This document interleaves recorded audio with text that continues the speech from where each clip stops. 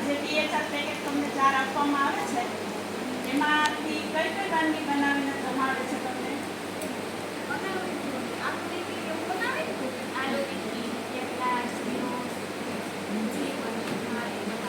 એક દિવસનું કેટલા ગ્રામ ઉપયોગ લેવામાં આવે છે? 145 ગ્રામ મેં તમને જણાવેલું, ખબર છે? રોજનું 145 ગ્રામ. અઠવાડિયાનું આ પેકેટને તમે સામાન્ય સમજો. સરકારશ્રી આમાં કેટલો ખર્ચો કરે છે ને એને તમે થોડીક સિરિયસતા લો. પેકેટની જે પૂર્ણશક્તિની ગુણવત્તા છે ને, જો આમાં ગુજરાતીમાં સ્પષ્ટપણે કેટલી શર્કરા છે, લોહ તત્વ છે, પ્રોટીન છે, આયર્ન છે, કેટલું માત્રામાં સરકારે વાપરેલું છે એ તમને બજારનું બીજા પેકેટમાં આ વસ્તુ નહીં મળે.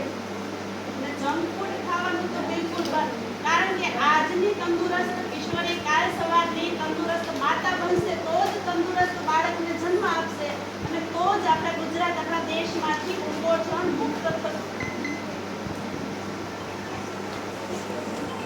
હવે સખમ સિલેક્ટ બે શબ્દો કહેશે.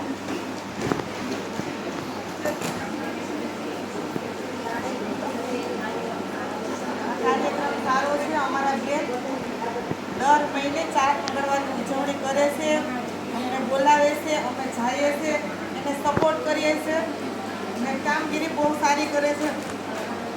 એક વાત કેવી હતી, આ જમે એટલે આ નથી જમતી, એનું અમે જે વસ્તુ બનાવીએ તો આ એનું થોડું કંઈ ખાય, પણ આ તો ખાતી જ ન ખાવ.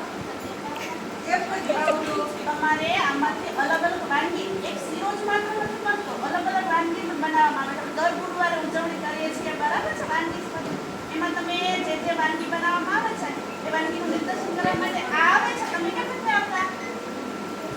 હવે આવજો.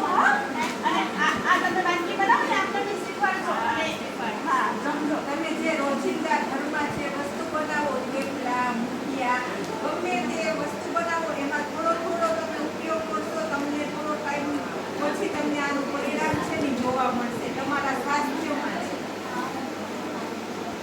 એક અઠવાડિયામાં એક પેકેટ, મહિનાના 4 પેકેટ તમને આપવામાં આવે છે.